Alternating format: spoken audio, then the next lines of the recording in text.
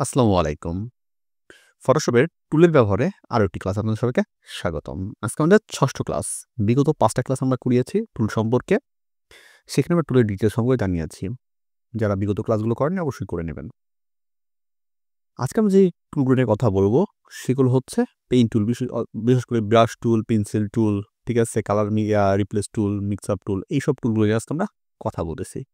তো কথা না বাড়িয়ে চলে যাচ্ছি সরাসরি ফটোশপে। ফটোশপে চলে আসলাম আমরা। ফটোশপে চলে আসার পরে ফার্স্ট আমরা ব্রাশ টুল দেখতেছি। ব্রাশ টুলের কাজ আসলে অনেক, যেটা বলে শেষ করা যাবে না। আমি এখানে শুধু ধারণা দিচ্ছি আপনাদেরকে। এখানে আপনি ব্রাশ দিয়ে উপরে যে কালারটা থাকে, ঠিক আছে? এখানে উপরে যে কালারটা থাকে সেই কালারটা দিয়ে আপনি ব্রাশ করতে পারবেন।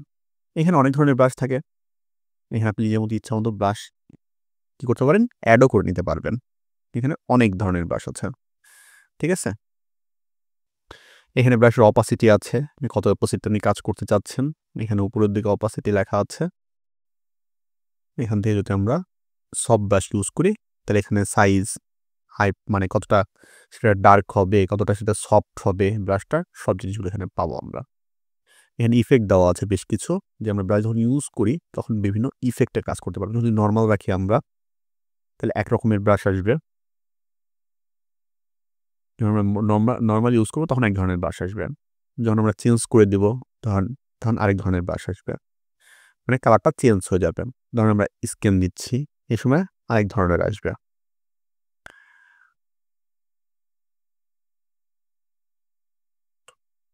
তারপর ধরুন আমরা আরেকটাকে ইউজ করতেছি, যখন সফট ব্রাশ ইউজ করতেছি তখন কি পাবো? আরেক ধরনের পাবো। ঠিক আছে? এটা একটু হালকা, হালকা আসতেছে সফট ব্রাশটা। আশা করি বুঝতে পেরেছেন। এরকম অনেক ধরনের ইয়া ইউজ করার পন্থা আছে।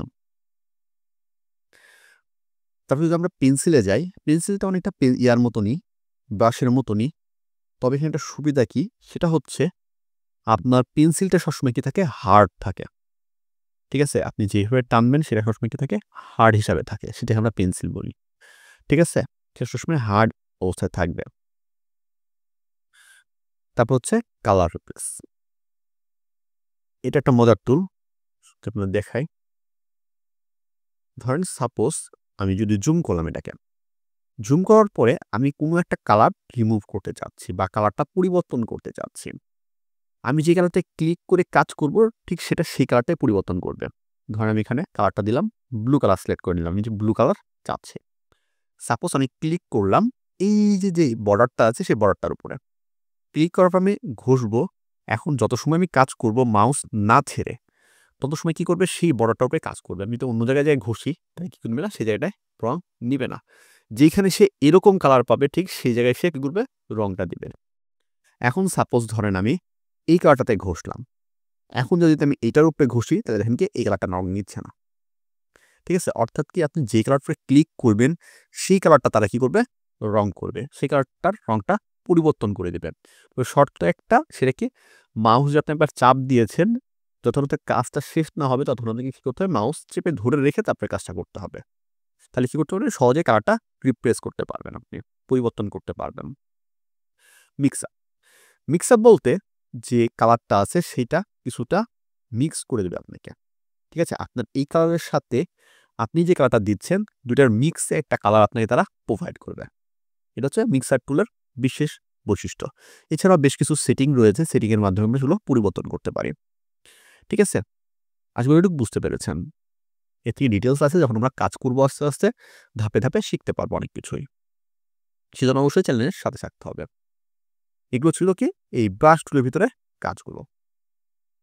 তারপর যদি আমরা যাই গ্রেডিয়েন্ট টুলের কাছে। গ্রেডিয়েন্ট টুল। গ্রেডিয়েন্ট টুল হচ্ছে কোনো কিছু ২ টা কালার দেওয়ার জন্য। ধরেন আমি এখানে ২ টা কালার ইউজ করতে পারবো গ্রেডিয়েন্ট টুলে। ২ টা বা একাধিক কালার ইউজ করতে পারবো। এইখানে অনেক ধরনের কালার আছে, আপনি সেগুলো নিতে পারেন বা নিজের ইচ্ছামতো কালার আপনি দিতে পারবেন। ঠিক আছে? এইখানে দেখেন কি উপরে নিচে আসতেছে। আমি এখানে মুডগুলো চেঞ্জও করতে পারবো। এখানে বিভিন্ন ধরনের মুড আছে। ঠিক আছে? এটি স্টার, দেখেন কি স্টারের মতো আসতেছে একটু, একটু। কারণ এটা শুধু দাগ, চিকন করে দাগের মতো আসবে। এটা কি আসবে?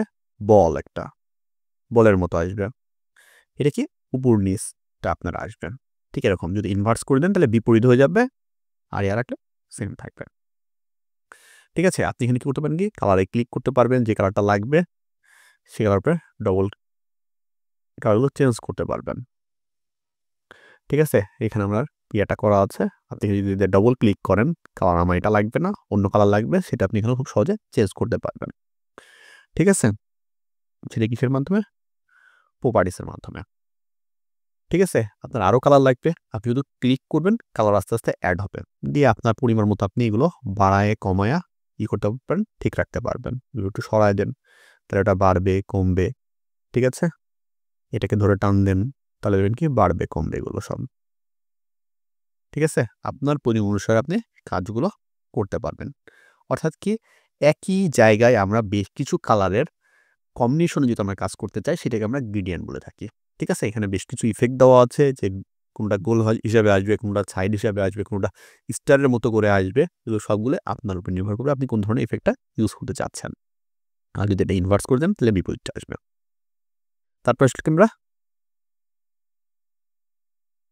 বাকেট টুল। আচ্ছা, পেন বাকেট টুল বলতে এটা একটা কালার উপরে কাজ করে থাকে। তো পারেন আমি কি করলাম, এই কালারটা আপনি শুধু ক্লিক করতেছি, তাহলে এই কালারটার রংটা তারা চেঞ্জ করে দেবে। অর্থাৎ কি তারা যত জায়গায় এক শেডের কালারটা পাবে তত জায়গায় কি করবে, কালারটা তারা চেঞ্জ করে দেবে।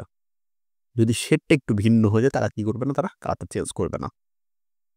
বিশেষ করে এটা আমাদের ইলাস্ট্রেটরে কাজ করে থাকে। ঠিক আছে, এখানে টুলটা দিয়েছে, আমরা মাঝে মাঝে লগো এখানেও বানাই ফটোশপে, সেই সব ক্ষেত্রে আমাদের এটা বেশি প্রয়োজন পড়ে। অর্থাৎ সলিড কালার যেখানে আমরা ইউজ করি শেপে, সেই সব জায়গায় কি করবে, এই জিনিসটা ব্যবহার বেশি হয়ে থাকে।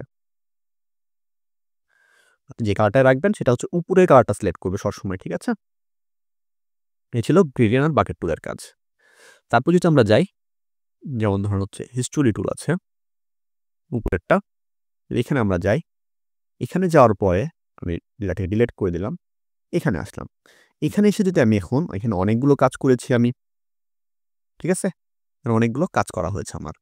এখন যদি আমি ঘষি তাহলে দেখেন কি আমার সম্পূর্ণ আগের অবস্থায় তারা নিয়ে চলে যাচ্ছে।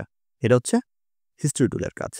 অর্থাৎ কি প্রথম অবস্থায় যেরকম ছিল ঠিক সেরকম অবস্থায় তারা কি করবে, এই জিনিসটাকে নিয়ে যাবে। ঠিক আছে, আচ্ছা, এর নিচে একটা টুল আছে যেটা হচ্ছে আর্ট হিস্ট্রি টুল।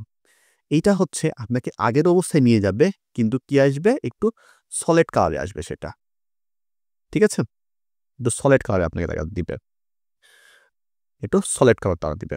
অর্থাৎ কি আপনি যে যেরকম ছবিটা ছিল ঠিক সেরকম পাবেন না, কি পাবেন, একটু সলিড কালার, অর্থাৎ কি ফিনিশিং কালারের মধ্যে তারা দিবে। এটা এটা কালারের মতো করে আপনাকে দিবে, কিন্তু আগে যেরকম ছিল ঠিক সেরকম কালারে আপনি পাবেন।